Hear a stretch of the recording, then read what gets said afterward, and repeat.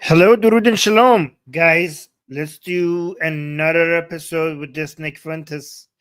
Do you guys think I should do more Nick Fuentes? Because I don't see a lot of people responding to this guy's nonsense.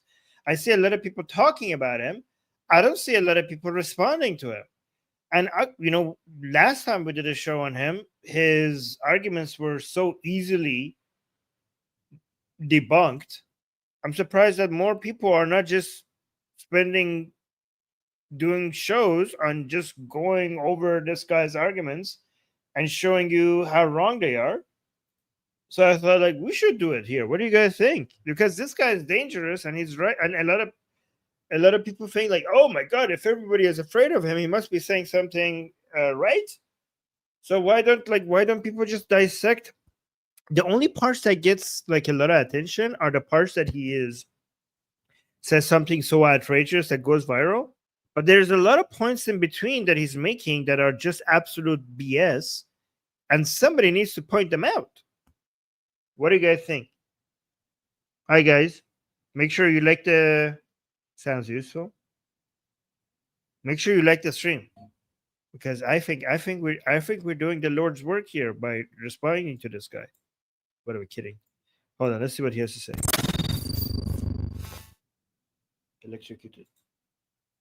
The big news today is that the discharge petition, which was created by Ro Khanna, the Democrat, Thomas Massie, the Republican, has finally been brought to the floor of the U.S. House and was passed almost unanimously. This is the bill that will compel the DOJ to release all the Epstein files. Today it passed unanimously. Now it goes to the U.S. Senate, where it has already been agreed upon that it will pass unanimously there as well. And then quickly it will move to the White House, where President Trump says that he will sign it. So this is an unbelievable earthquake. Because again, as I said at the it's going to deliver nothing that you guys were hoping for, and you guys are going to just get upset. Like if you were hoping to get a whole bunch of elite people in handcuffs, including Trump, being exposed, and I mean, none of that is going to happen, and all of you guys are going to continue pretending like the powerful people have hidden the names of people that were actually on the list, and they just destroyed the list. I don't know. That's going to. I mean, they're going to redact some parts, and you're going to be like, "Oh, all the juicy secrets are on the redacted parts." You're going to come up with an excuse to say, "Wait, this is not enough." Because, guys, anything short of bringing the entire system down is not going to satisfy these people. They're anti-establishment. Beginning of the show, and we'll work through some of the timeline, President Trump has been working tirelessly and spending enormous political capital basically since he took office to prevent exactly this from happening. Why? Because he abused children? Is that the implication here? Ever since January of this year, so 10 months ago, Trump has been fighting, and he's come up with every trick. He tried to distract the people. He tried to deceive the people. He tried to bury and cover up the Epstein files, tried to stall Congress and prevent them from considering it. He released most of the files. He did. He released most of the files. There's just some parts left that the victims' names are on there. They're part of the investigations. Guys, like, if the courts don't allow the files to be released, can Trump just release them without the courts allowing it? You know, given that there's investigations and victims involved. He threw his weight around. He used intimidation, tried to bully Republicans, his supporters, and his political allies to stop talking about it. I mean, so far, the people who are being embarrassed so far are the same. Many of them are the same people who were like, oh my God, Trump is not allowing the files to be released. Like, a lot of people that were coming up with conspiracy theories, including Steve Bannon, he's now in a lot of the files in a very embarrassing way. So it's the results so far is not the same as what you expected. So I don't know what you expect, but I don't think you're going to get what you want. He did everything, pulled out every stop. And in the end, not only did it not work, but in the final week, it looks like there was this boiling over. And in the end, not only did the bill pass, but it passed unanimously in the House and the Senate. And go figure. It wasn't unanimous. One person voted against it. Just a week ago, you had 4 Democrats, or was it 6 or 7 Democrats? 6 Democrats, I think it was, held up the entire U.S. Senate, shut down the government for over 40 days over nothing. Think about it. 6 Democrats shut down the entire government, the longest shutdown in history, for 45 days. They were going to shut down air travel during Thanksgiving. They were going to prevent food stamps from going out to 40 million people. They furloughed much of the government. I knew many people in government that didn't get paid for a month. This had nothing to do with Epstein file. This had everything to do with Obamacare. You're connecting dots that are not there. Conspiracy theory much. TSA wasn't getting paid. You had hour-long security lines in Texas at LaGuardia, New York, over nothing. And this week, every single member, it was not. Yeah, exactly. It was not over nothing. It was about healthcare. It's about the Obamacare. I mean, I don't agree with their healthcare plan, but that's what it was about. All got together. 2 weeks ago, they could barely come to an agreement to let the planes fly during Thanksgiving and Christmas. And now every single member, Republican and Democrat, House and Senate, has come together and agreed, we want the Epstein files against the wishes of the president. This is a coup. This is a mutiny. Make no mistake about it. How is this a coup? How is this a coup? How did that happen? Do you know the definition of a coup? I mean, the first criteria for a coup is for something to be a coup, it has to be illegal. Everything they have done was within the laws of the United States. What the fuck are you talking about? Significance of it. Trump lost on this one. And this is a story. This is from The Hill. It says, quote, the Senate agreed by unanimous consent on Tuesday to approve a House-passed bill that will require the Justice Department to release all unclassified records and documents related to convicted sex offender Jeffrey Epstein, sending the bill to President Trump's desk for a signature.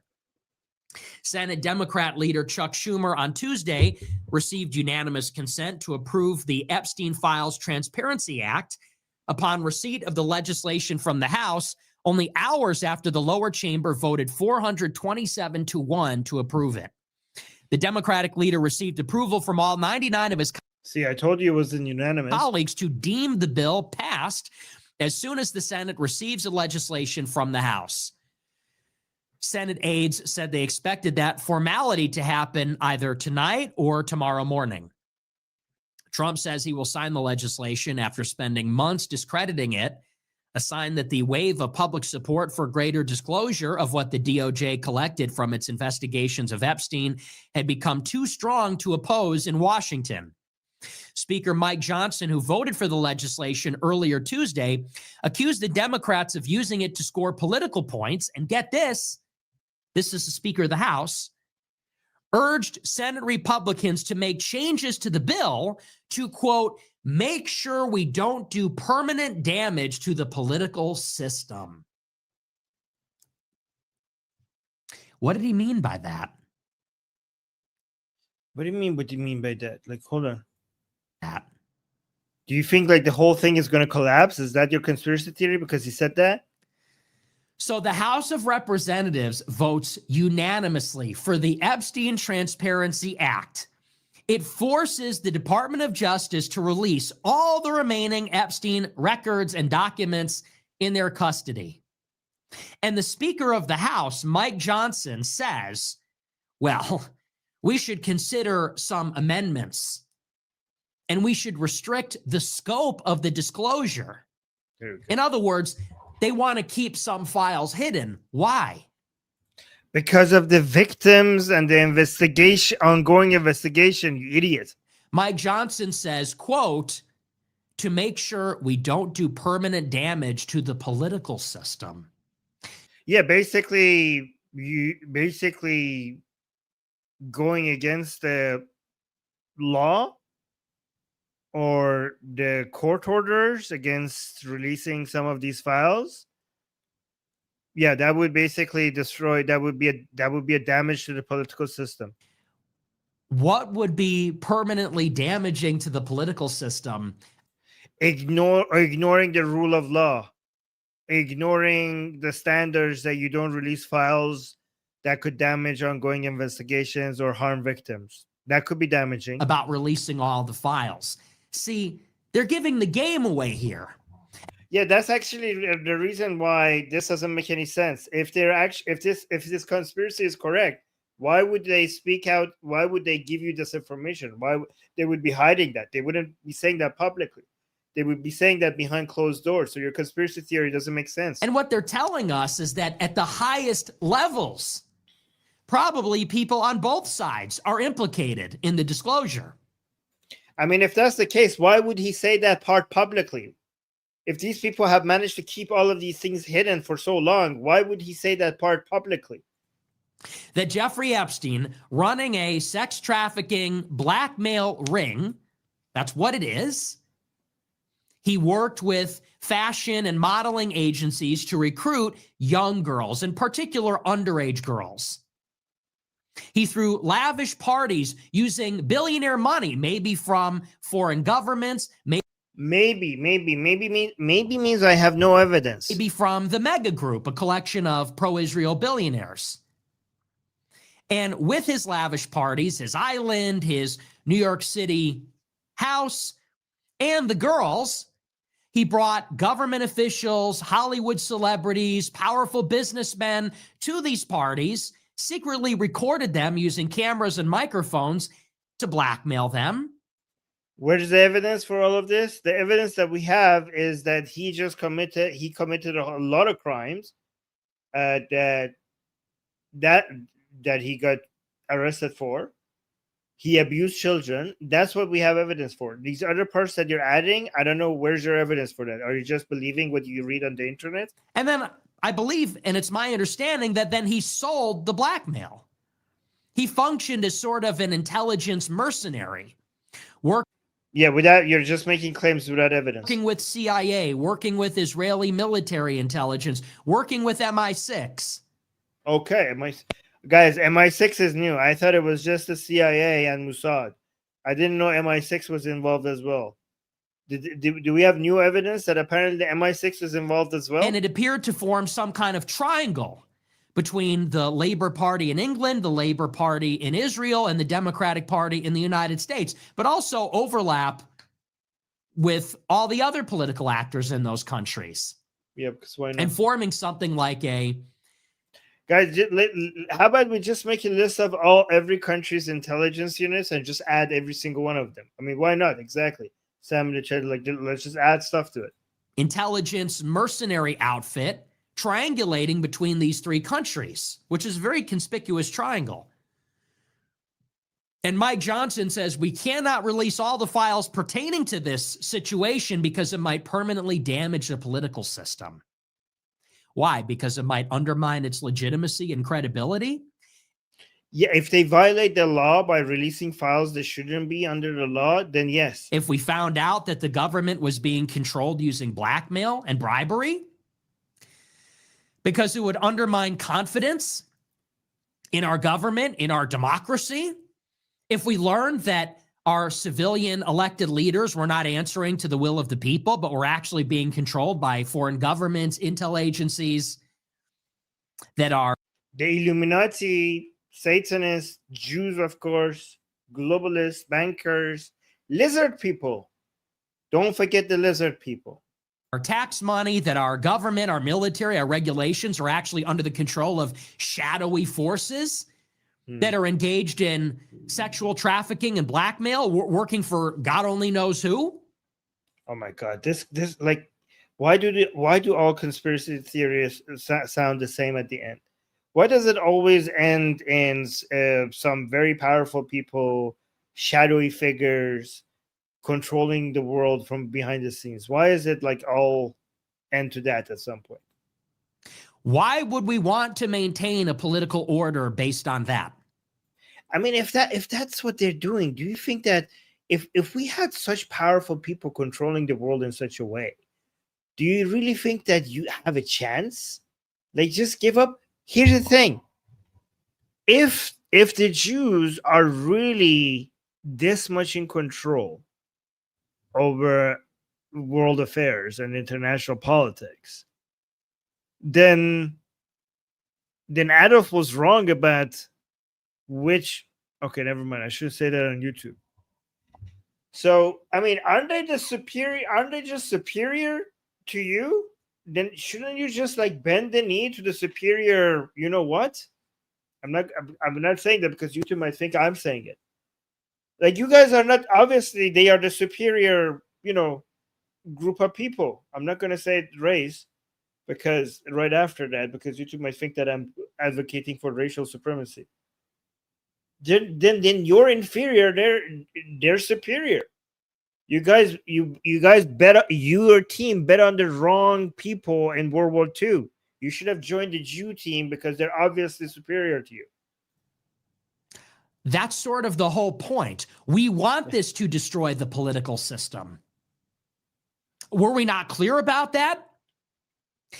How are you going to destroy the political system when it's being run by such a powerful group of, like, what are you going to do? Like, if they're controlling politics and all the money in the world and all the military in the world and all the intelligence operations in the world, like, I know you're a very popular streamer, but I don't think that's going to be enough to go against all of that. I mean, it sounds to me like such a powerful entity. If they wanted you gone, you would just be gone. That's sort of the whole point. We want this to destroy the political system. Were we not clear about that?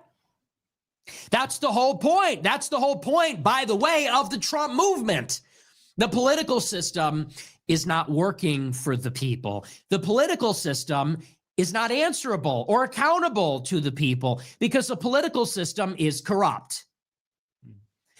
And at these bottlenecks, this is where intelligence, mercenaries, foreign governments, money is exercising undue influence in a way that is concealed from the public for an agenda that we don't know about and maybe we don't even understand.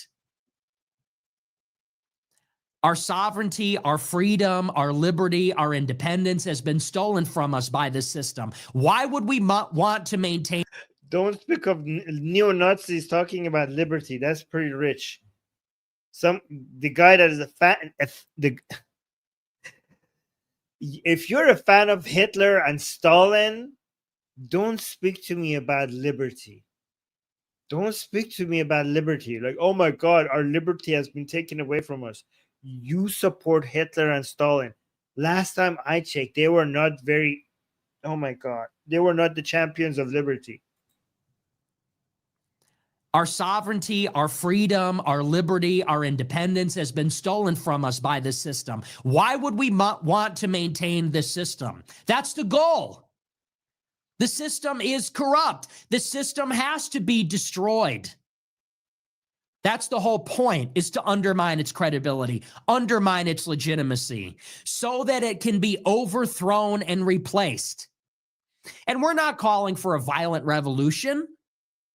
We have elections in this country. That's what elections are for. We have a constitution. And if we have free speech, if we have our... Well, the Constitution stands against, the U.S. Constitution stands against everything you stand for. Our First Amendment, if we're able to access the public square on social media, then the will of the people should overpower the money. In this case, if we find out who was on the island, we're going to vote to replace everybody that was complicit in it. That's not how it works. And that might give you some hope that we can peacefully replace the political system. That's the whole point.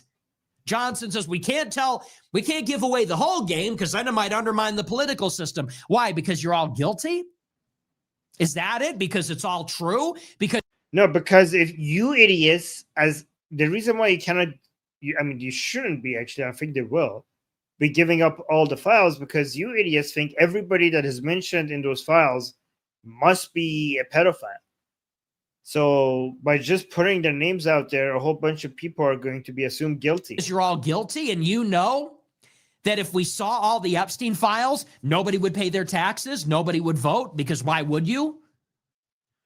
What would be the point? Well, that's illegal. Are you advocating for people just not to pay their taxes? Point.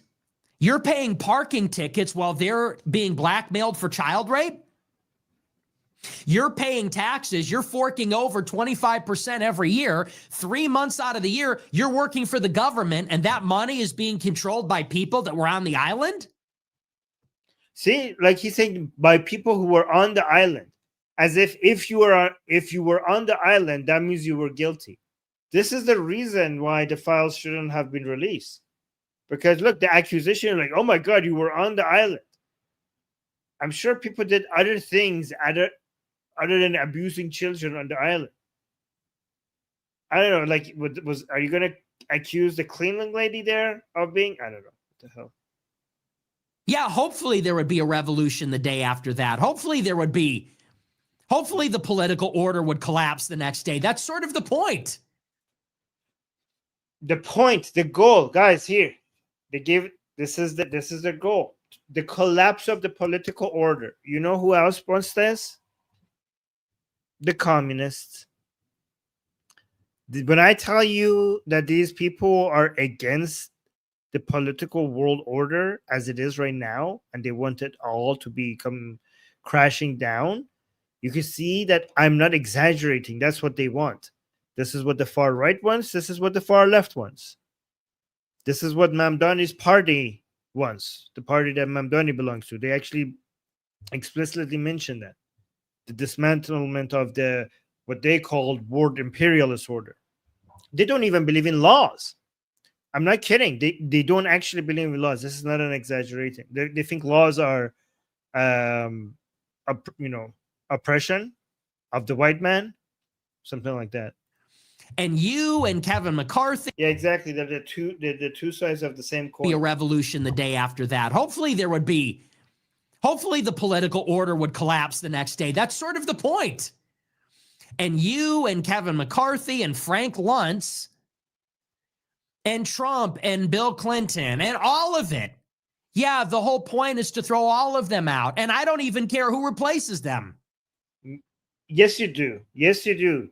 You want all of them to be thrown out because you want to replace them. I know you want to replace them. They say, what about the progressive left? What about them? They say, what about the reactionary right? What about it? What? So anyway, that's his comments on. See, did you see how the progressive left and the reactionary right, he sees themselves as both anti-establishment? But it goes on. Thankfully, Johnson was not successful. Johnson's pleas fell flat after Representative Thomas Massie, the lead Republican co-sponsor of the bill, warned the Senate, do not muck it up. The House passed the legislation days after a discharge petition circulated by Massie and Ro Khanna, the lead Democrat sponsor, garnered 218 signatures to force the bill to the floor. 4 Republicans signed the petition: Massie and Representatives Marjorie Taylor Greene, Nancy Mace, and Representative Lauren Boebert, to help turn the tide in favor of the legislation. Oh my God. So this is all, guys, like, imagine all of this political attention on something so unimportant when we have so many historically world order changing things happening at the same time.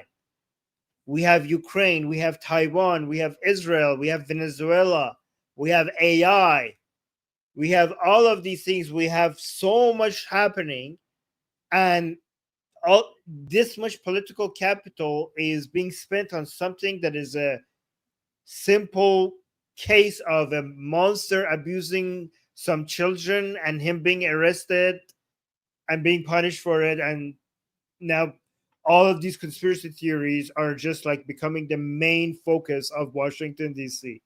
Amazing waste of resources. I'm pretty sure that this is exactly what we need. Unbelievable. Let's go over the timeline here just to give you a quick refresh. So Trump promises during the election total transparency. He says we're going to release all the files, will be the most transparent administration in history. He gets into office, and that is not the case. Weeks go by, and there is no word on the Epstein files. Finally, in the spring, he invites these idiot conservative influencers to the White House, like Mike Cernovich, who is about as dumb as he looks, Jack Posobiec, corniest person in politics, Scott Presler in his cowboy boots, D.C. Drano, otherwise known as Rogan O'Handley, but don't be confused by his Irish name, he is Jewish, among others. And wow, that's guys. Did you notice that? That's such an important detail that he needs to add. Influencers to the White House, like Mike Cernovich, who is about as dumb as he looks, Jack Posobiec, corniest person in politics, Scott Presler in his cowboy boots, D.C. Drano, otherwise known as Rogan O'Handley, but don't be confused by his Irish name, he is Jewish. What an important detail to add. Unbelievable. Among others. And you remember they take the infamous photo op. They're posing outside the East Wing with their binders that say Epstein files. And people say, what the fuck is this? Put them online. Don't put the Epstein files on paper in a binder that you give to like these idiot conservative influencers. Put it online so that we can see it. So the conservative influencers come home, they upload the binder, and people say, okay, so we've seen all these files before. It's a fake out. So let's be very clear about what took place there. They tried to trick us. That's what that was. That was not an accident. That was not a mistake. They intentionally tried to deceive the public. And they insulted their base. The GOP and the Trump administration and Pam Bondi and Kash Patel, they gave a giant middle finger to the base. The base said, we want the files. And they said, oh, well, here's some things that we already released in a gimmicky binder with your favorite influencers on Twitter. And they thought that, I don't know, no one was going to read them. They thought that people would see Epstein files on the binder and will go, oh, good enough for me. I guess they were released. That was a trick. They lied. They tried to deceive us so that they can move on and never bring it up again. But people were hip, and people said, no, these are not the files. So then Pam Bondi and Kash Patel come out and they say, well, we'll release some very soon. They're on my desk. We're going to release them soon. So I don't know what happened over there, but I think what happened is that they were, once Trump got into office, he looked at it and he realized that there's not much here. So then they postponed it. That was a lie. And they thought that maybe people would forget about it. So first they tried to trick us. Then they tried to get us to forget about it. They thought we would just maybe stop caring about it. Then Trump orders an investigation into the files. Later on in the spring, he orders the FBI to look for all the instances of his name in the files. And it turns out the FBI finds thousands of mentions of Trump in the files. Which doesn't mean that he did anything. Obviously, given that Epstein had a relationship with Trump, and then even after he was obsessed with him, they were competitors. Obviously, when you dig up all the files from someone's life, there's going to be a lot of Trump in there. And he realized that you guys are idiots, and you guys are going to think that just because his name is mentioned there, he abused children. So yeah, I can see why he would be sensitive about it. Trump lies to the press and said, I didn't do that. I don't know if my name is in the files. I don't know what's happening. He lies. In July, famously, the DOJ pushes the memo that says that there are no files. So again, they lied, they tried to trick us, then they tried to postpone it. Then they lied and said the files don't exist. And people said, are you serious? Of course they exist. First of all, you promised to release them. Second of all, you pretended to release them. Third of all, you said they were on your desk. Now they don't exist. So that's a lie. No, you idiot. What they said doesn't exist was the client list. They didn't say the files don't exist. They said the client list doesn't exist. How do you not understand this after all this time following this case? How do you not know the difference? They didn't say there's no files. They were talking about the files. They said there's no client list while talking about the files. And they're right. There is no client list. You guys made that up and it doesn't exist. The files exist. The client list doesn't. This is, guys, very simple. It's easy to debunk these idiots. And very quickly, the narrative surrounding the files collapsed. And you might remember it was in the middle of July that the narrative changed about a dozen times. And Trump comes out and says, well, maybe the files exist, but it's all child sexual abuse material. The only files are photos and videos of children being abused. Then he comes out and says, well, maybe the files are real, but they're all fake. It's a hoax. I mean, I don't think he's, given how wrong he is about what the DOJ said regarding what doesn't exist, I wouldn't trust this guy when it comes to quoting Trump. Like, given that how not true his quoting, like the ones that we do know, I think he's just misrepresenting Trump.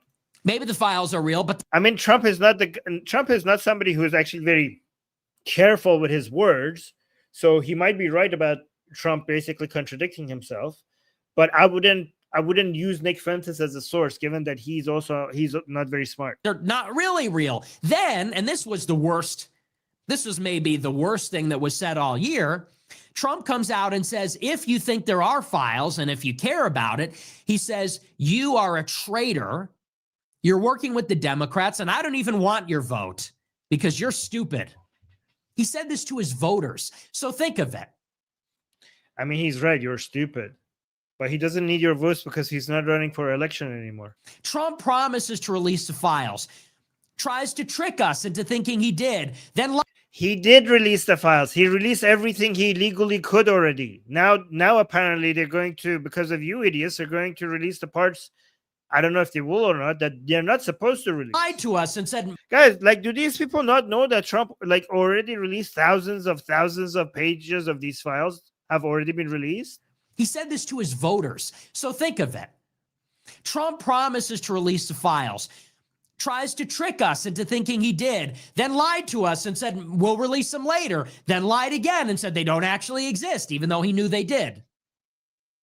And when the base said that's not good enough, we want them, Trump says, well, I hate you. You're the problem, and I don't want your support anyway. Amazing politics. But it gets better. This is where we enter into the next phase of the Epstein file scandal. That was the initial effort to distract, to defer, to suppress. Phase 2 comes into play when Thomas Massie leads the charge. And right up towards the beginning of the summer recess, Thomas Massie, a Republican, and Ro Khanna, a Democrat, come together and they file a discharge petition.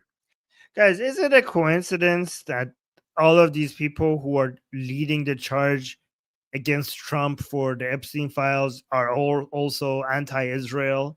Like Massie, Marjorie Taylor Greene. Like, it's almost as if this has nothing to do with protecting the victims or getting justice, and this has everything to do with just coming with, using conspiracy theories against Israel and punishing a president who is supporting Israel. It's almost as if this has nothing to do with the victims. And what this says is that if a majority in Congress vote in this procedural motion, then they can force a bill to come to the floor for a vote. In other words, let's say the Speaker of the House, Mike Johnson, doesn't want to vote on whether to release the Epstein files. The discharge petition overpowers this. And how does it work? You get all the Democrats plus a few Republicans. The Democrats are in the minority by only a handful of votes. So if you get all the Democrats with a handful of Republicans, you can cobble together a majority. And if they use the discharge petition, they can bypass Mike Johnson, the Speaker, and they can force the whole body to vote on whether to release the Epstein files, which is what they do. So Massie files a discharge petition. And it looks like inevitably this bill is going to be brought to the floor for a vote. So what does Mike Johnson do? On the order of Donald Trump, Mike Johnson adjourns Congress early.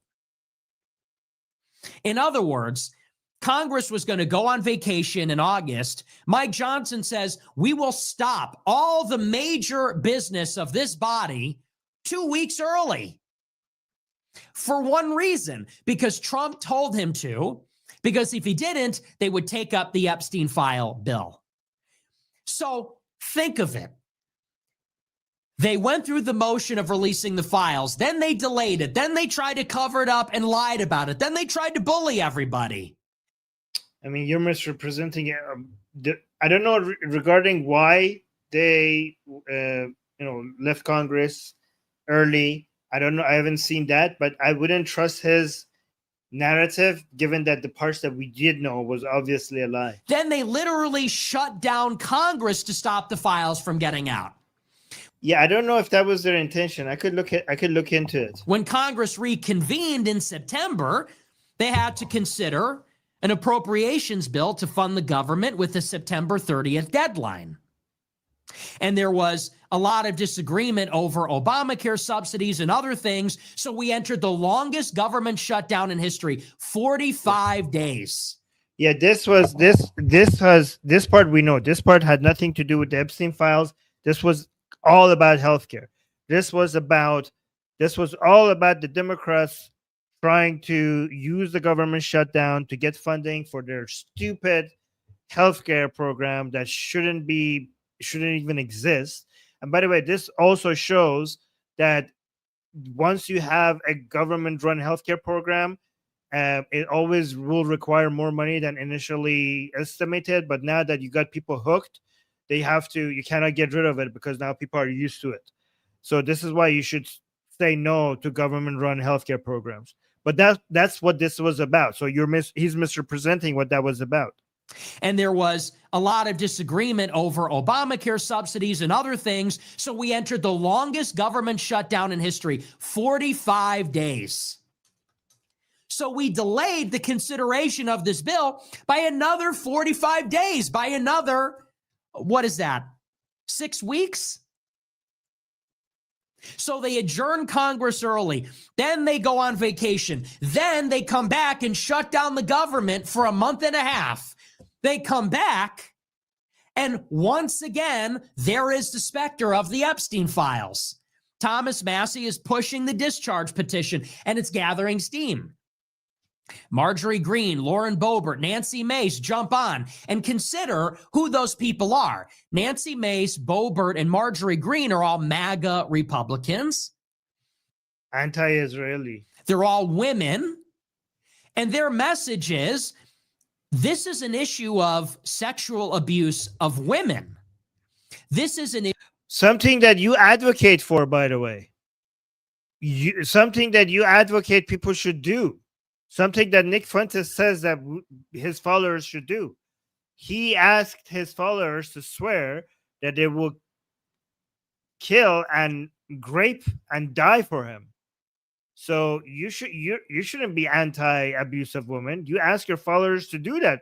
Issue of corruption and maybe involving foreign intelligence. So they say, as women and as MAGA supporters, this is especially important because it's concerning sexual abuse of women and corruption of the government. So they jump onto the discharge petition.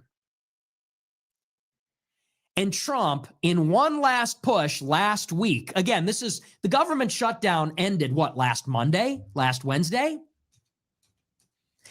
In one last-ditch effort, Trump calls a meeting with Lauren Boebert in the Oval Office.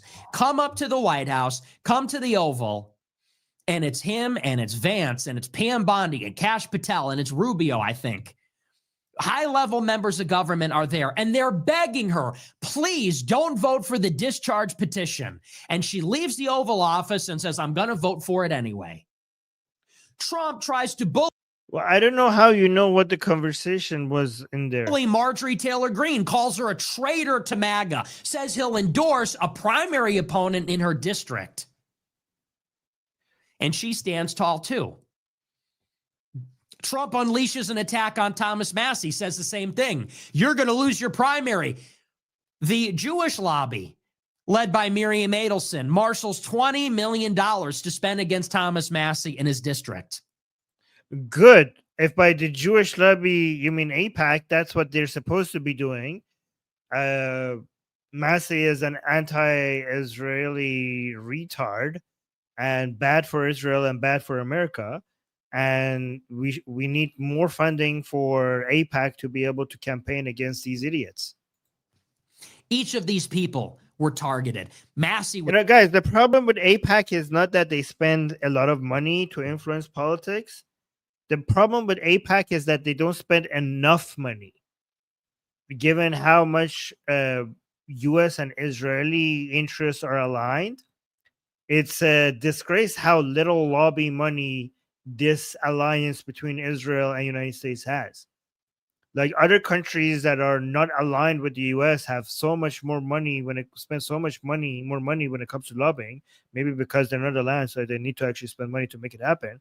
But given how much anti-Israeli nonsense is growing inside the United States, we need to actually be spending, the powerful lobbies that actually support the U.S.-Israeli alliance need to be so much bigger. I mean, I don't understand why all of these business people and leaders of giant industries, why are they not, given how much Israeli interest supports their international trade around the world, why are they not donating more to AIPAC or any other lobby that could protect Israeli interests in the United States? It's actually embarrassing how little money they spent on this. Too. Trump unleashes an attack on Thomas Massie, says the same thing. You're going to lose your primary. The Jewish lobby, led by Miriam Adelson, marshals $20 million to spend against Thomas Massie in his district. That was not enough. They should spend more. These people, Massie and Marjorie Taylor Greene, these people are a danger, a very immediate danger, immediate threat to the global order, to international trade, to stability, to prosperity everywhere in the world. And you guys spent only $20 million? Only $20 million to fight these idiots? Primary. The Jewish lobby, led by Miriam Adelson, marshals $20 million to spend against Thomas. Like, that is pocket change to Adelson. Like, why only that much? 20 million is nothing for these people. Massie in his district. Each of these people were targeted. Massie was targeted. Boebert was targeted. Green was targeted. They were all targeted by the Israel lobby and by Trump in the last week to get them to back off. And finally, it became inevitable. AIPAC is not Israel lobby. These are Jewish Americans. It's an American lobby. Last week, they achieved the 218 votes for the discharge petition, and it became clear that they would force the bill to come to the floor for a vote this week, as early as today. And once it became inevitable, over 100 Republican congressmen said they would vote for the bill, meaning that you would have 214 Democrats plus 100 Republicans.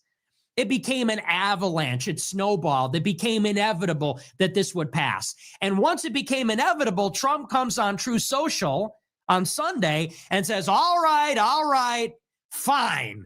I'll release the Epstein files. Actually, that was a very genius move, to be honest. He told them, no, a lot of Republicans were wondering if voting for the release of Epstein files would be a move against Trump.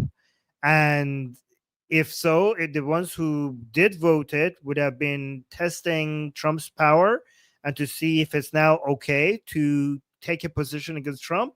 So Trump came out and said, like, go ahead and vote for its release. So now every vote for the release of the files is not seen as a position against Trump, which was actually a very clever thing he did, honestly. Like, I don't want to act like I'm one of those people who thinks that Trump, whatever Trump does, is like 3D chess move. There's some wisdom behind it.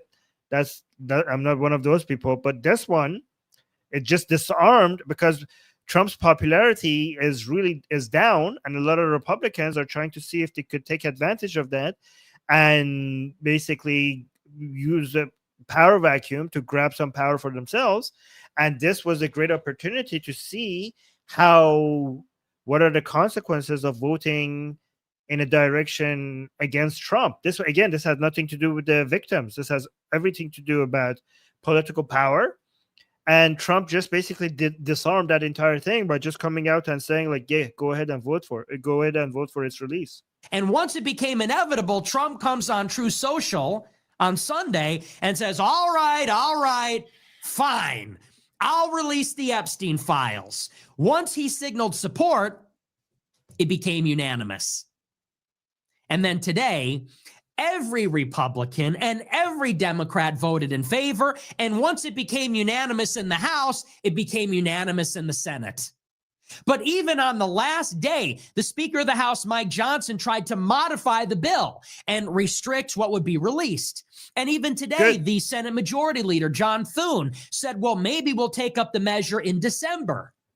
So even after Trump capitulated, they were still trying to restrict it, to postpone it. Let me tell you something, Nick. You are not ever going to get, I mean, you know this. You know your followers are never going to get anything from these files that will satisfy them. And that's why actually you, I think, know that. And this is a great opportunity for you to keep them constantly angry. This actually works very well for you. I see what you're doing here. But it was so overwhelmingly supported, unanimous, that both of those objections fell by the wayside. So the Senate took it up immediately with no modifications, no amendments, and now it will be adopted tomorrow. And once you know the whole story, you really understand this was a true mutiny led by the Democrats and a handful of MAGA Republicans. Think about that. If it were up to Trump and the GOP, we would never see the Epstein files. And remember, it's not because they couldn't get around to it. They can't blame it on the Democrats. They can't blame it on the deep state. It became very clear and open that Trump was the chief obstacle. It's not clear at all. The courts and the law is the obstacle. The fact that the victims' names shouldn't be released, and any hints on who the victims are shouldn't be released, and the fact that ongoing investigations will be damaged by the release of the files, that those are the main obstacles. You're misrepresenting. You're just anti-Trump because you're just trying to take advantage of his popularity going down to get the Groyper influence in to increase the Groyper influence in Washington. But you're misrepresenting the facts. This is a very opportune time to be anti-Trump for you guys, for the Groypers, and they're just taking full advantage of it. But I mean, anybody that follows what actually happened even a little bit knows that this is all nonsense. But on the deep state, it became very clear and open that Trump was the chief obstacle. Trump was effectively trying to exercise a veto over the whole thing. He was standing in the way alone. He and the Republicans. What does this tell us about our system? We are constantly being told that the reason we never get what we vote for. Oh my God, some idiot in the chat is saying, like, do your research on Israel. They are okay. They're thieves, liars. Okay, you're canceled. Do research on USS Liberty. Israel fucks America. Yeah, okay. Guys, if you spend researching USS Liberty for 5 minutes, you will realize that the Israelis made a mistake. They apologized. It was investigated, and it was just a mistake. Americans have killed more Americans in friendly fire at the same time in Vietnam, by the way. Right when the USS Liberty was bombed by mistake by Israel, in Vietnam, Americans were killing Americans by mistake. Friendly fire. I mean, I know you guys are idiots, but for the rest of the people who might not know what this is about, friendly fire is something that is very common in war.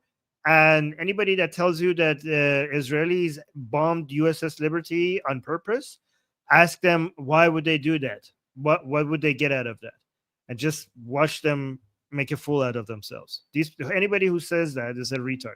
Anybody who thinks USS Liberty was bombed on purpose by Israelis.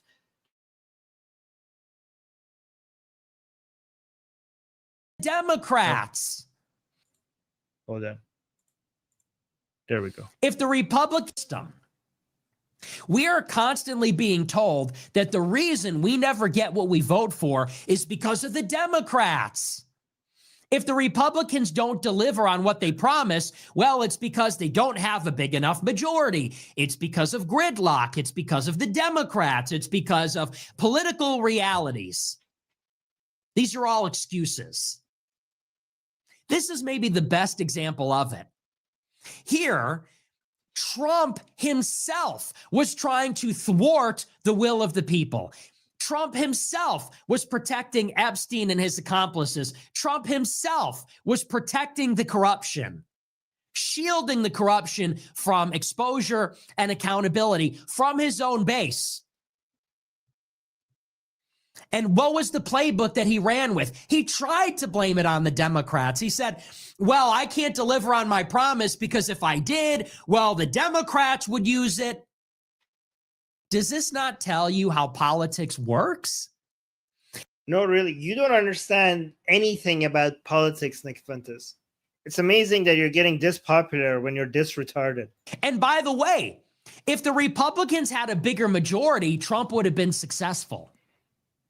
Think about that. In an alternate timeline, if the Republicans had a 20-vote majority, then 3 or 4 MAGA Republicans could not be the fulcrum. They could not swing it the other way with the Democrats. If Republicans had more power, they would have suppressed the files, and no one could have done anything about it. Because in the end, the social media campaign isn't what did it. Public pressure isn't what did it. Public discontent, unpopularity, that's not what did it. What did it is that you just had 4 people, 4 doing the right thing in the lower chamber. I think he's getting ready to get into Washington. The reason why he's saying it was just 4 people is because he's trying to show his audience that how important it is for the Groypers to get involved in politics. Because if they have 4 people that do the right things, it could make such a big influence. So imagine what we could do with like 5 or 6 or 7. So I think his ambitions are to go beyond social media and get into Washington, at least his movement.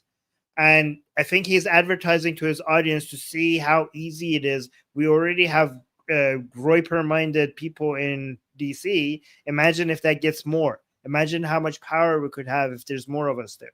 I mean, he's not wrong about that, actually. Content, unpopularity, that's not what did it. What did it is that you just had 4 people, 4 doing the right thing in the lower chamber. Not even in the Senate, in the lower chamber. 4 congressmen out of 435 did the right thing. And that is what compelled Trump and the whole GOP to deliver for the voters, to deliver accountability. 4 people acted as the swing, as the fulcrum. In that moment, they had all the power. They overpowered the whole rest of the party by working with the Democrats. And this is where you begin to understand how we have to play. Oh, this is the game. Guys, I haven't watched this. Did you see? Did you see how I guessed what he was trying to do correctly? I honestly haven't watched this. I didn't know he's actually now see, he set the stage up perfectly to say how little it takes for us to become the Groypers to become so powerful in DC. And now he's telling his audience that we need to make a move for Washington. Wow. Actually, I'm very impressed that I guessed correctly what he's trying to do here. Watch this. For accountability. See, guys, I'm becoming an expert in, I don't know what to call it, Nicology? I don't know, Funtesology? Like, I'm actually becoming really good at this. 4 people acted as the swing, as the fulcrum. In that moment, they had all the power. Somebody's saying, Armin, we can't see Nick. Oh, you can't? Can you hear him? Hold on. Share screen. But were you able to hear him? Here, let me bring him back. Is it fixed now? Let me know if it's fixed.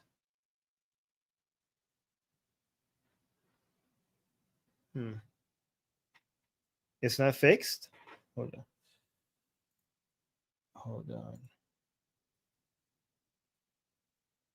Well, give me a second. It's black. Why is it black?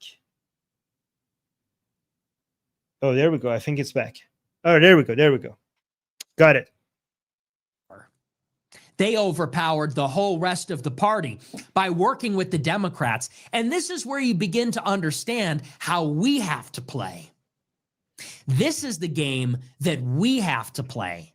Yeah, see, this was my prediction, that he's setting all of this up to say there was only 4 people needed, and then use that as a way to advertise getting the Groyper movement into Washington. Watch this. Public pressure isn't what did it. Public discontent, unpopularity, that's not what did it. What did it is that you just had 4 people, doing the right thing in the lower chamber.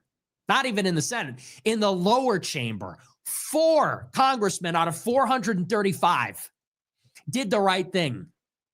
And that is what compelled Trump and the whole GOP to deliver for the voters, to deliver accountability.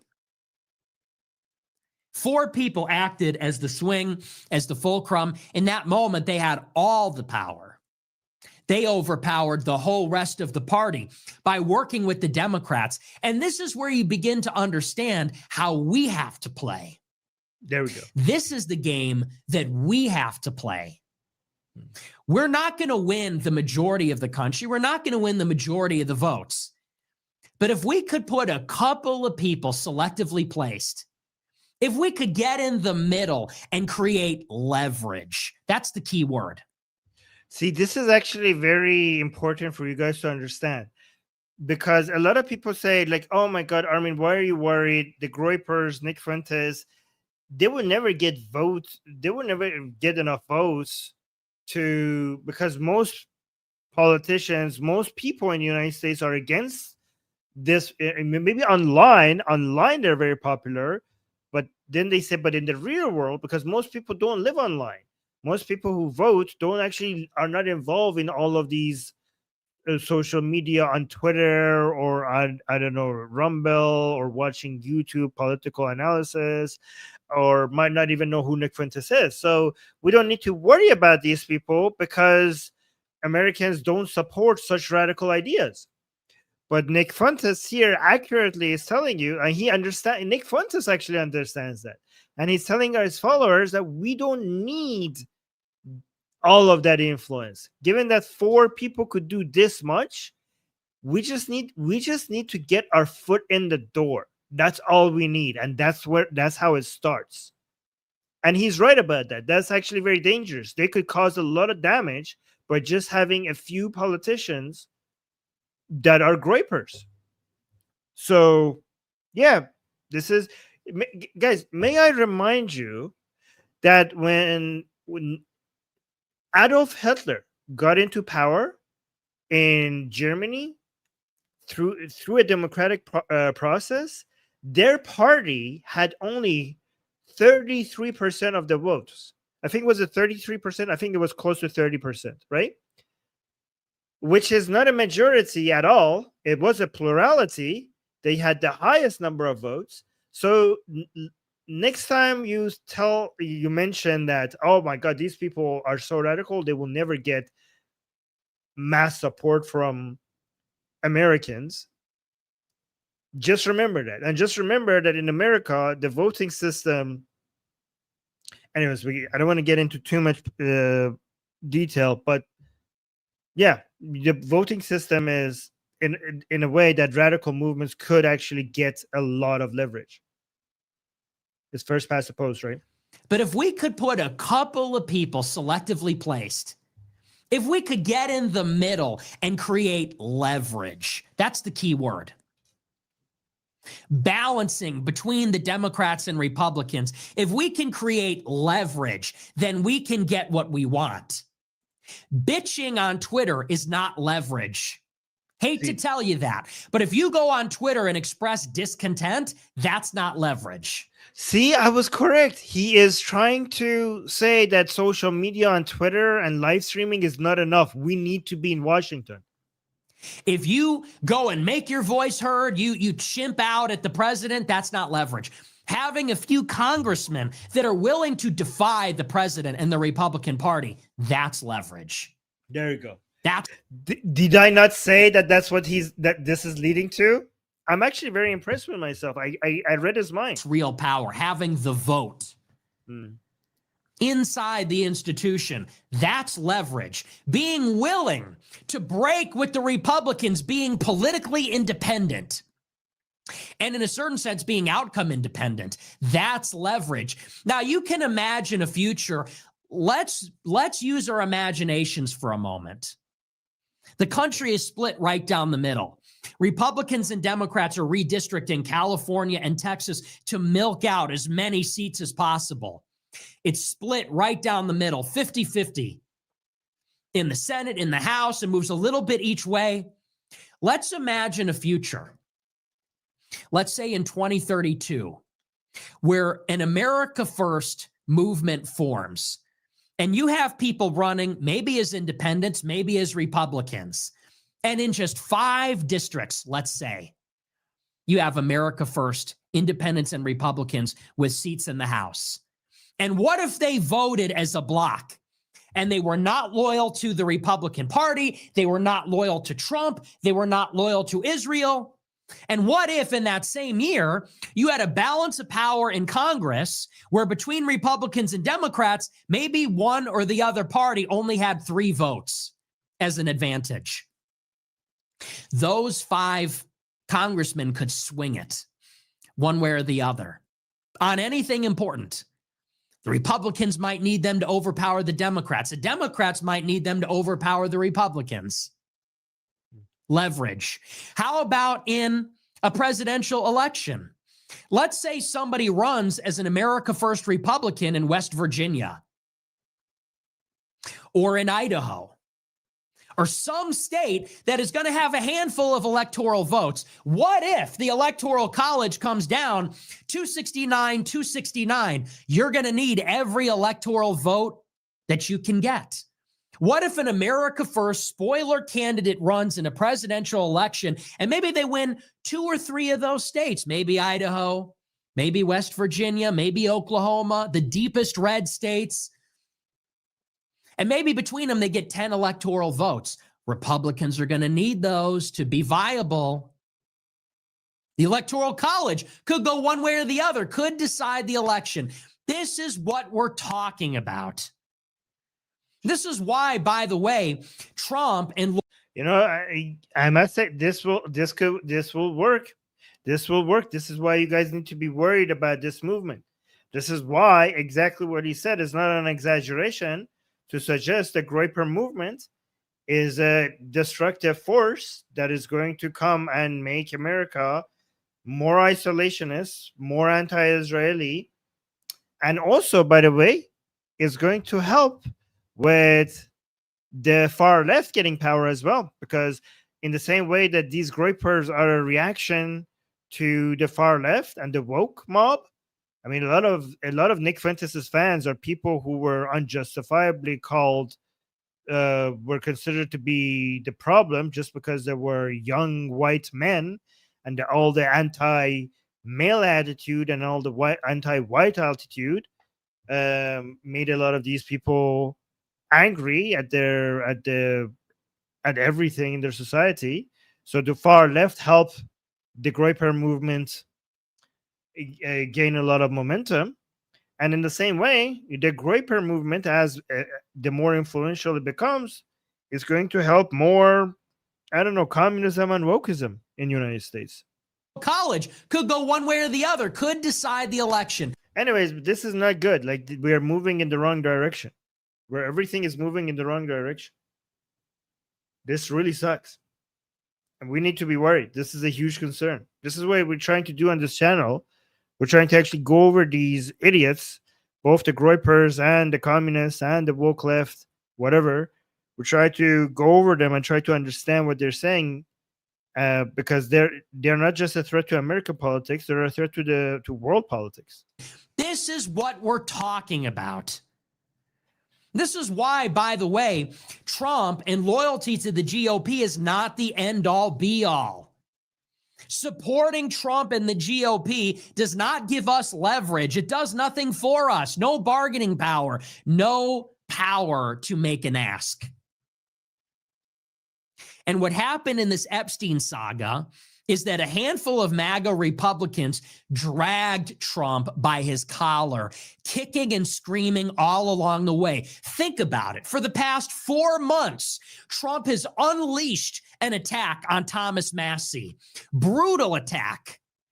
And on social media, the cadre of pro-Trump influencers attack Massie for everything. It's interesting how between Massie and Marjorie Taylor Greene, he's more focusing on supporting Massie, which is has probably got to do with the fact that he doesn't like women in politics. I mean, Marjorie Taylor Greene is very Groyper-ish, but obviously there's two reasons why I think he's focusing on Massie. Because first of all, he's a man and he hates women. Two, him and Marjorie Taylor Greene had a fight earlier. Like he spoke it. Yeah, so I think that also he probably would want to stop fighting with her. That's why he's not saying anything negative about her, because Marjorie Taylor Greene is becoming more influential. But at the same time, I think he's more comfortable supporting Massie than Marjorie.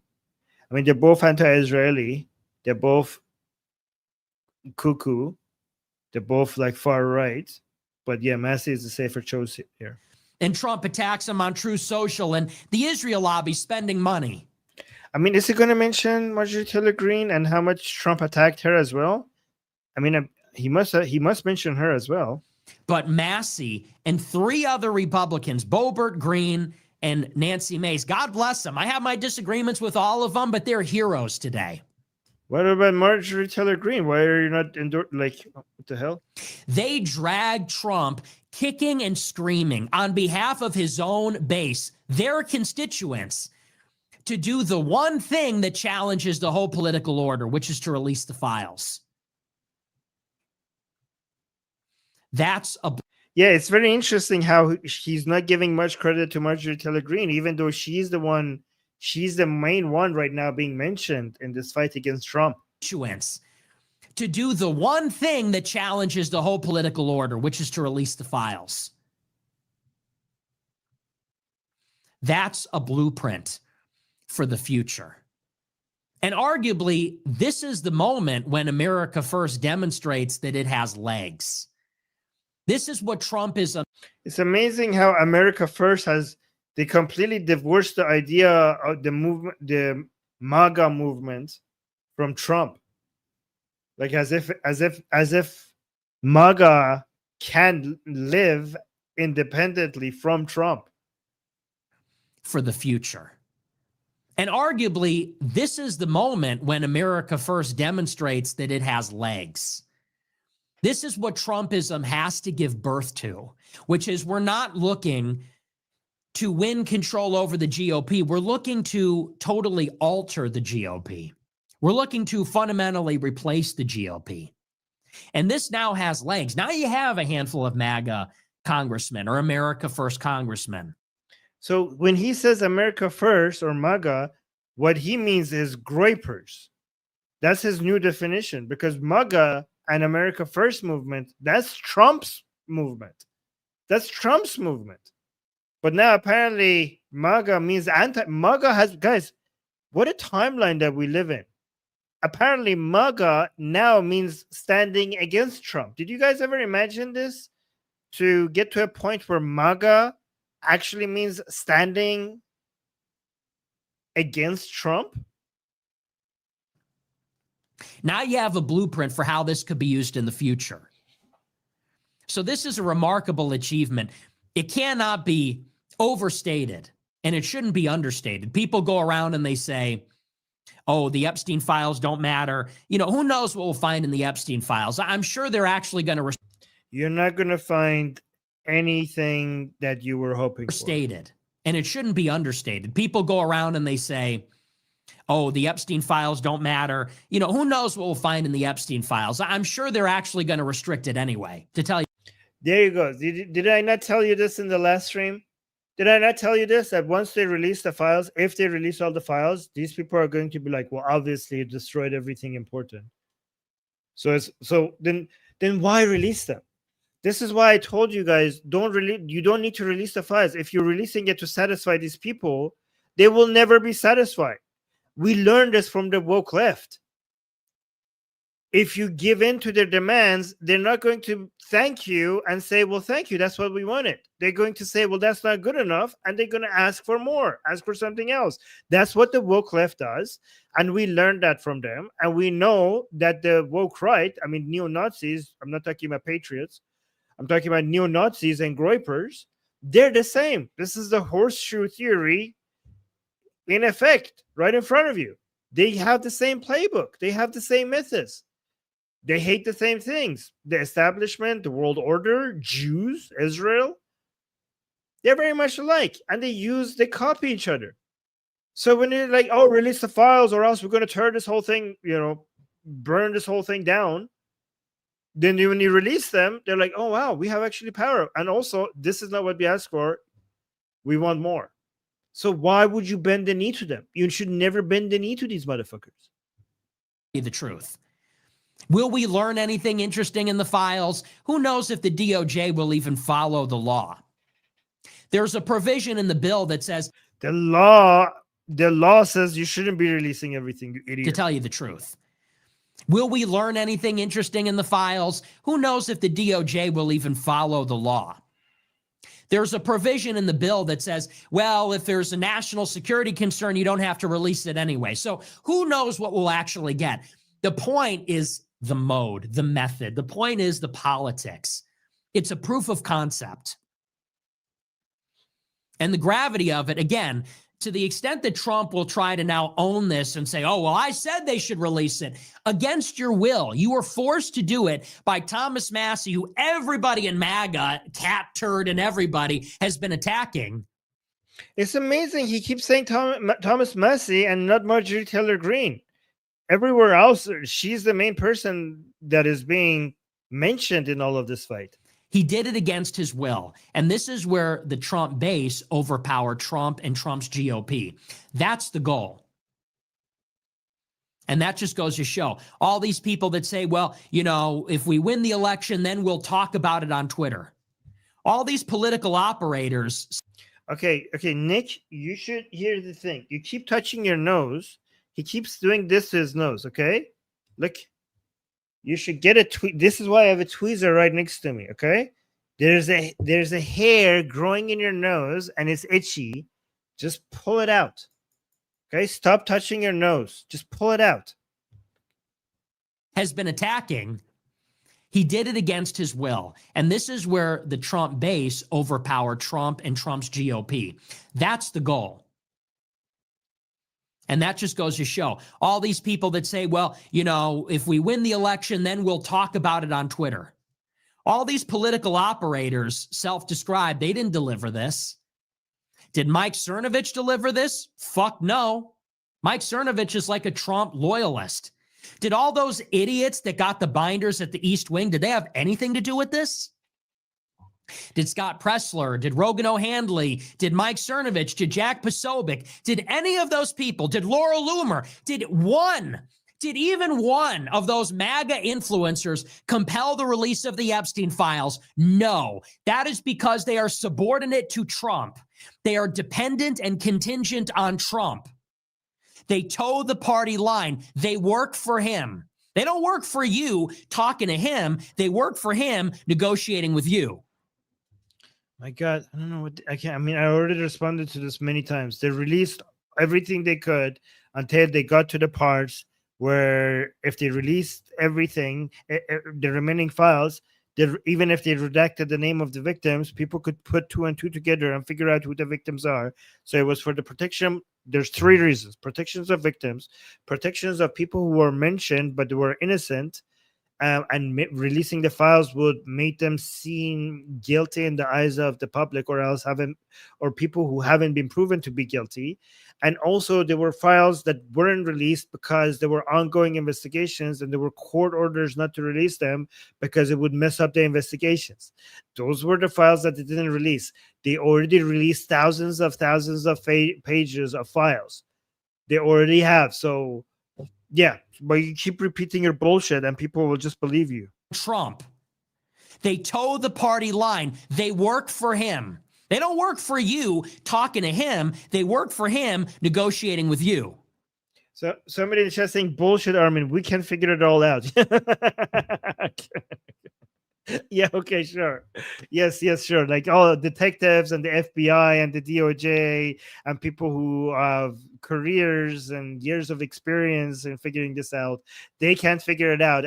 But a whole bunch of conspiracy nut jobs, a whole bunch of Groyper retards on the internet who believe almost every single conspiracy theory. The same people who tell me like, oh, USS Liberty and Jews did 9/11. Yeah, sure. Those people are going to figure it out. Of course.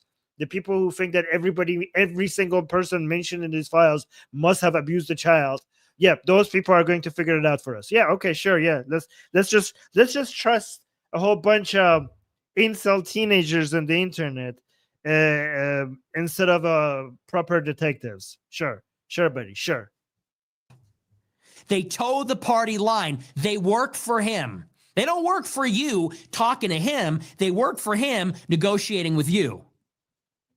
Don't get it twisted. So for all their talk, for them going and getting the photo op and they get their little access, they get their White House water bottle and their White House button, and maybe they even got a challenge coin out of it. They got their little photo op and they get to run their consultancy and say, look, I got my picture with the president.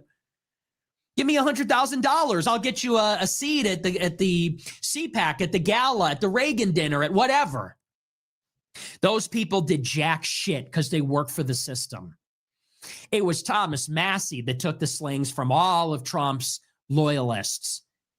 All of the plan trusters, all of these dipshits did nothing but attack Massie, undermine and criticize Tucker and Marjorie, while all of them were building up power on behalf of America first.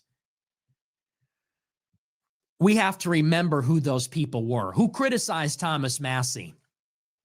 Wow. If you criticize Thomas Massie, you're the enemy, apparently. Do you feel in charge? Thomas Massie got the Epstein files released. They brought attention to this issue, which is, this is maybe the most damning idea in politics today, which is that an Israeli spy, a Jewish spy with connections to the Israelis, to the mega group, to this Trump administration through Les Wexner. Les Wexner runs Ohio. Vance, if I'm not mistaken, got money from Les Wexner, as did Epstein, his business associate. Epstein, whose only remaining money in his estate is managed by Peter Thiel's venture capital firm. Jews, all guys, it's all Jews. It's just Jews just controlling the US government.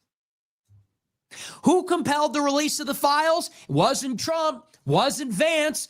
So, I mean, do you have any evidence for all of this shit that he wasn't Mossad's spy? Like, are your audience that retarded that they're just going to say, like, yeah, that sounds right to me? I don't need any evidence for any of these bullshit claims. His estate is managed by Peter Thiel's venture capital firm.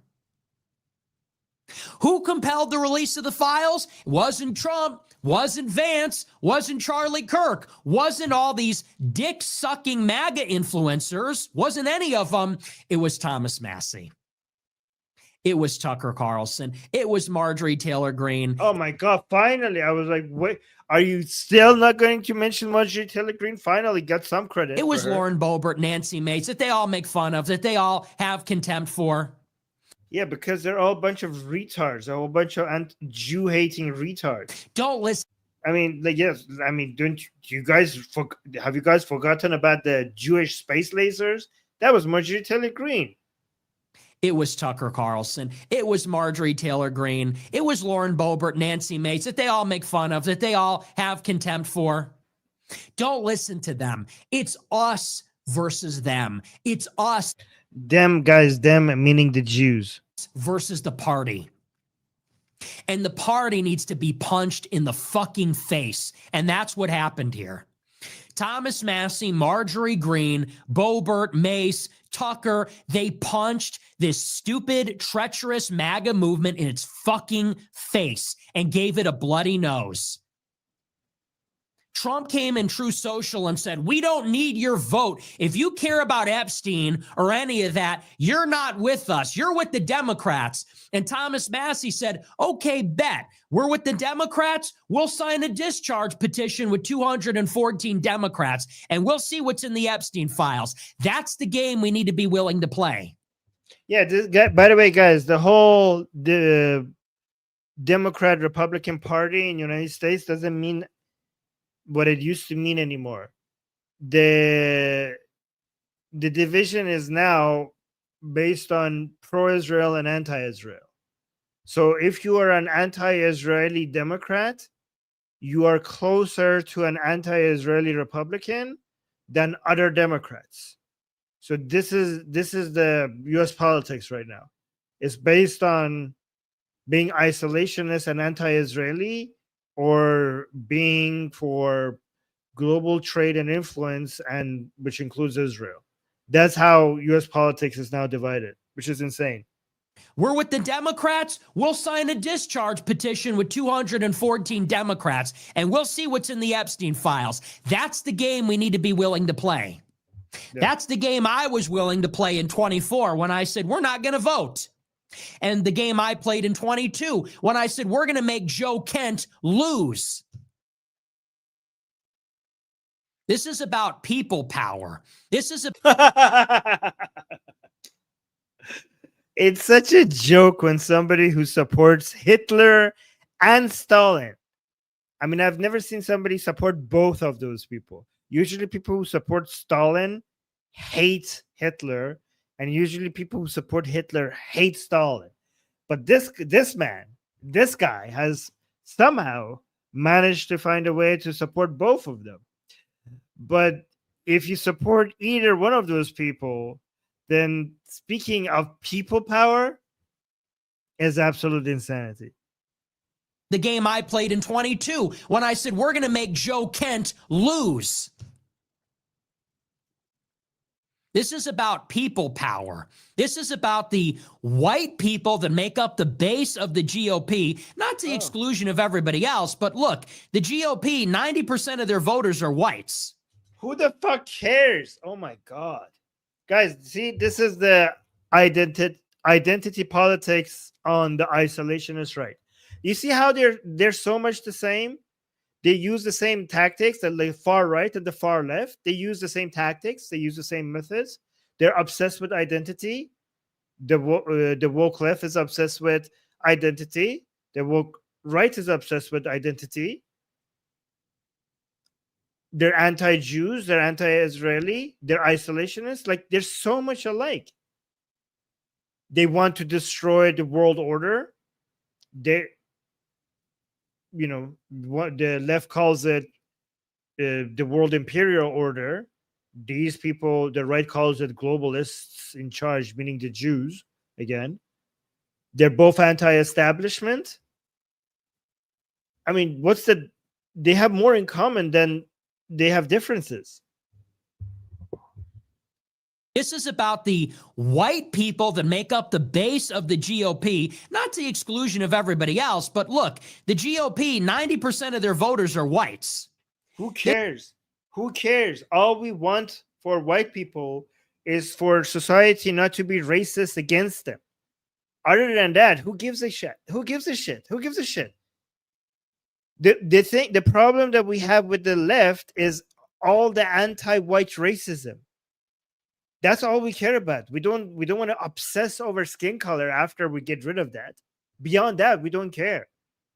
In fact, the reason why we hate anti-white racism from the left is because it obsessed over skin color. The white people that make up the base of the GOP, not to the exclusion of everybody else, but look, Yeah, sure. the GOP, 90% of their voters are whites. This is about whites. This is about Christians. This is about American nationalists, the far right, America firsters saying we're going to take matters into our own hands. It's about white Christians, and he thinks that's nationalism.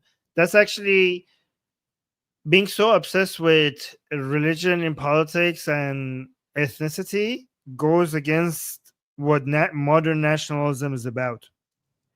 Trump. Nationalism is about including people regardless of their religion and ethnicity. It's not about obsessing over people's religious and ethnic identity. You don't pay us. You're not our boss. Neither is Mike Johnson. Neither is Laura Loomer. And neither is Mike Cernovich. And we're done negotiating. We're done playing games. We're done holding our nose and voting Republican and the lesser of two evils. It's time to pound our fist on the table and say, it's our way or the highway. You've enjoyed the power and privileges for long enough. Where's ours? Where's our end of the bargain? So I love it. It's time to undermine the GOP. I said it in 2020. The GOP must be destroyed. Has to be utter. And yeah, they're going to say he's a Democrat. He wants the GOP to be destroyed. The GOP serves the interests. The GOP as the interests. You mean I think he means the Jews, right? Yeah, they're going to say the interest of. So when he says the interest, he means the interest of the Jews. I love it. It's time to undermine the GOP. I said it in 2020. The GOP must be destroyed. Has to be utter. And yeah, they're going to say he's a Democrat. He wants the GOP to be destroyed. The GOP serves the interests. The GOP, as presently constructed, serves the interests, the special interests, the donors. Everybody knows that. It serves. I mean, that's politics everywhere. What are you talking about? Silicon Valley and little tech. Palantir, Tesla, SpaceX, Anduril. Yeah, the way politics works is that politicians care about votes and also people who donate to their campaigns. That's how politics works in every democratic country. So are you going to change that? How are you going to change that? Oracle, it serves Wall Street. It doesn't serve them. I mean, if that's serving, then it's also serving the voters because they care about the votes they get as well. That's why Ken Griffin gave them millions of dollars. And yeah, when they get money, it doesn't go into their pocket. It goes to their campaign so they could convince more people to support them, which is basically in line with free speech. If you in a free country, people are free to spend their money to support the politicians that they want. So how are you going to change that without violating people's free speech? It serves Miriam Adelson and the Israel lobby. This is who they work for. This is who selects the cabinet. This is who makes the policy. That's why they cut the corporate tax rate and they did nothing else. By the way, guys, I think that has a positive effect where industries and business people influence politics beyond just people voting, because we need politics to actually be more in line with what's good for the economy, right? A lot of people would vote. A flaw in democracy is the best system that we have, but one flaw in it is that if you just promise people free shit and free, which is not free, and more government involvement, you would just get votes.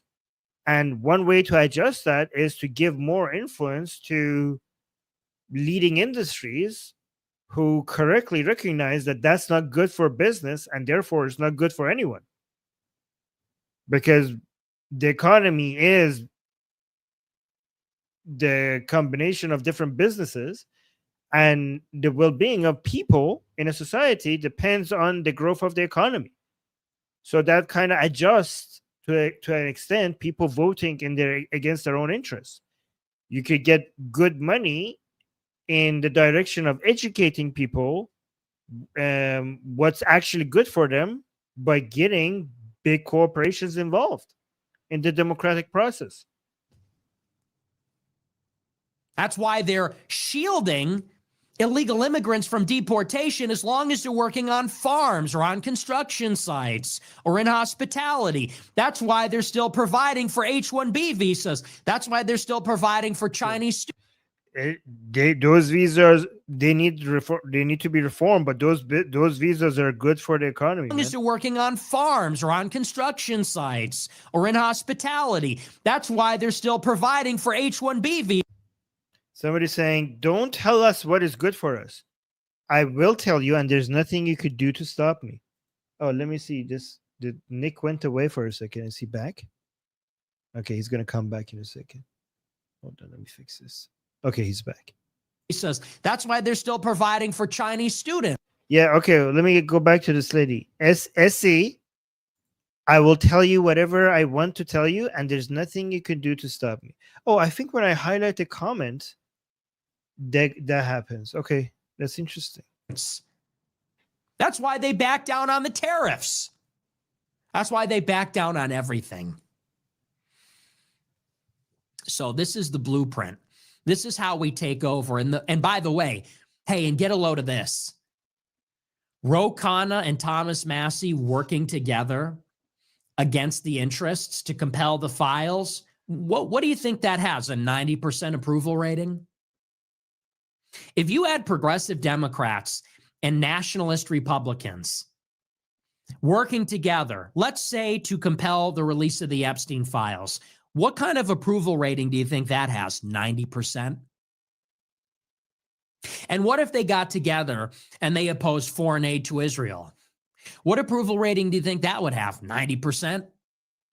I don't think so. 90%? I think a lot of politicians are still pro-Israeli. Am I wrong about that?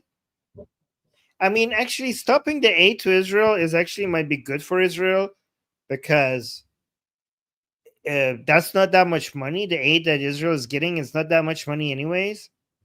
And there are better ways to support Israel because that aid comes with a whole bunch of baggage and a lot of accusations and a lot of expectations from the United States. So maybe cutting that aid is actually better for Israel. There are better ways to support Israel. What if they got together and worked? Yeah, exactly. The Mossad in the chat saying it's not aid, it's a bribe. It's a bribe. Yeah, it's a bribe. Yeah, so it might be actually a good idea to just cut it so to free up Israel from a lot of this pressure. But again, it's not that much money anyways. I don't think Israel is going to feel it that much. There are other things that Israel needs. The United States could continue supporting Israel without that aid money. On the basis of a common interest. Do you think that that Republicans or independents running under that brand, do you think that would become more popular or less popular over time? 4 becomes 8, 8 becomes 6. Oh, somebody's saying free Palestine in America. You want to basically bring Palestinians to America and just free them over there? That is not a good idea, sir. Republicans or independents running under that brand, do you think that would become more popular or less popular over time? 4 becomes 8, 8 becomes 16. It snowballs. And we need to propel someone into the White House that is just a populist.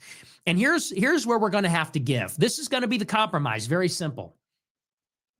The left has to give up immigration. That's simple. The left is going to have to give up. Look at this. This is so interesting. He's saying the left has to give up immigration. You know what? Let me guess why he's saying that. Because he's starting to like the left because the left is getting more isolationist and anti-Israeli. So he's liking them. He likes the left, okay? The thing that he doesn't like about the left is the immigration part. That's what they differ on. So they're both anti-Israeli, they're both identitarian, the far left and the far right. They're both isolationists, they're both anti-establishment, they're both against the world order. They both want to burn everything to the ground and basically use the chaos that comes after as a ladder. But the difference is that the right wants to grow its size uh, by making more babies and trying to get women to get back into the bed and basically have sex with them so that they could reproduce faster. That's what the far right wants, and that's not going to work out. That's not going to happen. But the left has a better plan to get the numbers. The left is like, let's just open the borders and tell people that come here, vote for us, and we will tax the rich and give you free shit. And that gets the left's numbers up faster than the far right could ever dream of. Right? So, but the far right, the horseshoe only works to some extent because the far right can't get over the fact that the far left is just wants to open the borders and allow all these immigrants in. That's the part that they could not accept. And Nick is like, "Oh, you guys should give that up." Well, Nick, why would they give that up? That's their greatest weapon. Why would they give that up? Like, and basically copy you and trying to somehow find a way to go against every single trend in the world and increase reproduction rates in an advanced country. I mean, every country has tried that. It doesn't happen. They know if they want to increase their numbers, they just have to bring people from other places and just promise them free shit so that they could grow their size. Like, why would they accept this? They would never accept this. It's working out very well for them. I mean, look, they got New York, they got Mamdani elected because of the immigrants. Do you think that they would have the mayor would have ever voted for Mamdani without all the immigrants in New York? That would have never happened. So it's working for them. So why would they stop something that is producing results? We can have equity and Okay. the left has to give up immigration. That's simple. The left is going to have to give up. Look, we can have equity. See, like you see, the far right has nothing to do with like the far right is ready to throw under the bus all the conservative principles. Equity. He wants equity. So he's basically a commie now. He doesn't want equal opportunity. He's actually in favor of equity. How is he right wing again? Again, this is horseshoe. This is a horseshoe theory. Like, we could have equity. We could go for equity. Just not the immigrants. And we can have equality in the country. We can have civil rights. We can have all. So look, all the communist shit, equality. They want equality. He wants to. The far right apparently has. This is why he's okay with Stalin. This is basically against all the conservative principles. Equality. You mean equal opportunity? You want equality? Great. Basically communism. The greatest far right leader in the United States is in favor of equity and equality, is in favor of communist ideals. Well, that's great. All those things. All of it. We could do everything. I have no principles when it comes to the economy. We could do whatever you guys want. Because we're almost just no immigrants. If you just accept the no immigrant part, then we're basically the same people. We have to close the damn borders. We have to close it. Too many illegal immigrants. Too many legal immigrants. I knew he was going to say that. Oh, shit, I should have said it. I was going to say, your problem is not with illegal immigrants, you idiot. Your problem is with just any immigrant. That has to be the compromise. I mean, I agree that United States needs to have less legal immigrants as well, but from Islamic countries, from shithole countries, from African countries. But no immigration makes no sense. Like you need to more legal immigrations from, I don't know, from countries that are producing. You need some more intelligent people, obviously. But we have to close the damn borders. No. We have to close it. Too many illegal immigrants. Yeah, I mean, yeah, I agree. We should close the borders until you could figure this out. But here's the difference. Okay, I agree. Like I think like Trump really did a really good job closing the borders. Okay, he did a really good job in that. But the reason why the borders should have been closed and immigration stopped, mass immigration to the United States stops, is economic reasons. These people have, these people care about the purity of the white race. Well, there's two reasons. For one, economic reasons, and two, people with shitty ideas coming and destroying your culture in the United States. That's also a reason why you should be shutting the borders. But these people like Nick Fuentes, what they care about is the purity of the white race. And so it's not for the same reasons. Equality in the country. We can have civil rights. We can have all those things. Yeah, I agree with somebody. Immigration based on merit, not bleeding hearts. Based on merit and very limited. Very limited so people could integrate. Very small number. But we have to close the damn borders.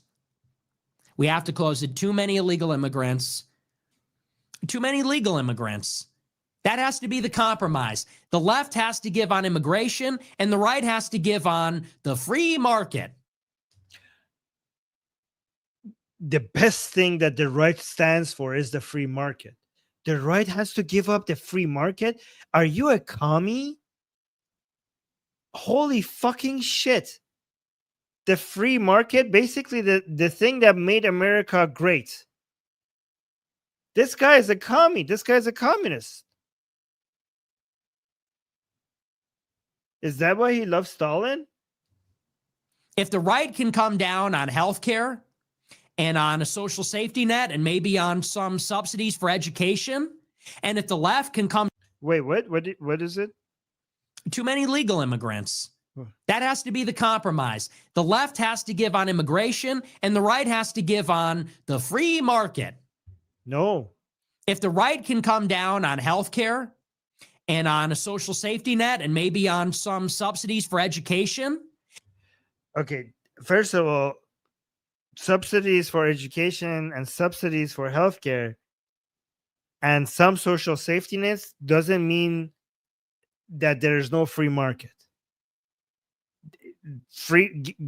Giving up on the free market means that there is no property, that supply and prices are ordered by the government, that there is no free trade. I think you don't. I think Nick might not know what the free market is. And if the left can come down on the anti-white open border stuff and they can agree that we have a country, that party will win 90% of the vote and rule for a century. That's the compromise. That will bankrupt the United States. Standing against the free market, against capitalism, will bankrupt the United States. These people, he's actually more dangerous than I thought. I thought he just had bad far right ideas. Apparently, this motherfucker has managed to have both the most horrible ideas from the right and also the most horrible ideas from the left as well. Somehow combined. Impressive. I've never seen so much vile shit combined in one person at the same time. That's the populist compromise. Why is it that for the left, it's like they don't even care about anything else? It just has to be open borders.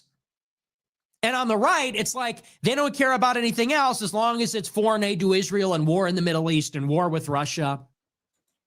It's not war with them, it's defending U.S. interests. The other side in Israel and in Russia, the other side started the war. You fucking idiot. U.S. is defending its allies as any great country would do. That's the kind of program that we need. And that's what they're terrified of. They're terrified that the left and the right are going to come together on the basis of stop supporting Israel on the basis of close the borders, on the basis of restricting money in politics and the influence of the oligarchs. That's what Restricting money in politics. I mean, at the end of the day, people with money should be able to support their politicians that they want, and they should be able to use the money that they have to advocate for whoever they see they want. Guys, if I have money, if I want to say, hey guys, that's a politician that I like, and nobody listens to me, and they're like, oh, I have $100, I'm going to go print some posters and then put it on the different walls in different places supporting the politician that I like. I managed to do that because I had $100 to print some posters. Do you want a law that says like you don't get to spend that? And then now, if I have $1,000, I could support the politician I like more. If I have $1,000,000, now I can support the politician that I like even more. There is no stopping this. If you believe in free speech and at the same time believe that people with money should be free to use it to spend it the way they want, as long as they're not harming anybody directly, then it's free to use your money to amplify your voice. There is no way to stop that unless you want to violate people's individual rights. Israel on the basis of close the borders, on the basis of restricting money in politics and the influence of the oligarchs. That's what they're terrified of. Hold on. Let's actually see this. Let me see. This is something he said. Yesterday, we officially announced the relaunch of the America First Foundation, our political nonprofit, which will happen in 2026. A lot of really big, exciting projects. I think you guys are really going to love it. You know, this is, you could argue, phase 2 of the America First movement. We brought the studio to. Wow, it's interesting because he's basically trying to steal the America First movement from Trump. The next level. Now we're bringing the institution to the next level. We're bringing on new personnel. We're looking for new donors, exciting and big new projects. If you want to learn more or if you're interested in donating, it's americafirstfoundation.org. And we'll have a lot more on that soon. We're going to maybe do some previews of things. Don't ask me about it because, like I said, we're working out the timeline, but the relaunch is scheduled for 2026, and we might have some stuff for you before the end of the year. So check that out too. We already got a ton of people interested, donors and people that want to help. If you're looking to contribute, we're probably going to put out some form of an application early next year. So please do not email me saying, you know, I want to help, I want to get a job or something like that, because we'll put something out like that maybe at the beginning of next year. We're not really in a position to review tons of applications. Can I get a job at your foundation? I could educate you retards and let you know I do a really good job educating you so that you stop this whole fucking insanity. For something like that, but we will be later. I would do it for free. You wouldn't have to pay me. Let me actually watch this one. Hold on. Progressive Democrats. Wait, hold on. Let me close this. This is important. If you had progressive Democrats and nationalist Republicans working together, let's say to compel the release of the Epstein files, what kind of approval rating do you think that has? 90%? Right. And what if they got together and they opposed foreign aid to Israel? So guys, this part was very important because this is his announcement of he's basically telling his followers that it's okay to work with the progressive left, which basically means the wokes and the commies. This is basically him saying what we have been saying for so long, which is that these people, the far left and the far right, they want to work with each other against Israel, against the establishment, against the world order. I mean, I told you this will happen years ago, that eventually this will happen. This is basically the horseshoe theory happening. At some point, at some point it would happen. And again, the best way to get these people working together is Jew hatred. And we only needed October 7th to get us to this point where these people are now working with each other. He's now telling his followers that it's okay to work with the progressive left, meaning the far left, basically. If you had progressive Democrats and nationalist Republicans working together, let's say to compel the release of the Epstein files, what kind of approval rating do you think that has? 90%? And what if they got together and they opposed foreign aid to Israel? What approval rating do you think that would have? 90%? What if they got together and worked on the basis of a common interest? Do you think that that Republicans or independents running under that brand, do you think that that would become more popular or less popular over time? 4 becomes 8, 8 becomes 16. It snowballs. And we need to propel someone into the White House that is just a populist. And here's where we're going to have to give. This is going to be the compromise. Very simple. The left has to give up immigration. That's simple. The left is going to have to give up. Look, we can have equity and we can have equality in the country. We can have civil rights. We can have all those things. But we have to close the damn borders. We have to close it. Too many illegal immigrants. Too many legal immigrants. That has to be the compromise. The left has to give on immigration, and the right has to give on the free market. Okay. If the right can come down on healthcare and on a social safety net and maybe on some subsidies. Yeah, so we heard all of this. Let's watch this one. Let me see if we covered this one. Us head on and aggressively. They're attacking us head on and aggressively because they know what we really are. And what we really are, irrespective of the name calling, is we are persuading young people to stop supporting Israel. And we're doing that by giving them the information. We're just explaining to them how this arrangement works, and people hate it. You know, people hate it. You're spreading conspiracy theories. You're spreading nonsense. I mean, the people that you tell this to, if they spend 5 minutes researching what you're saying, they would realize that you're full of shit. Hate that this is the state of our country. So the enemy knows what we are. The enemy is fighting really hard against us. And anyways, I think this is from a different show. I could cover this on another time.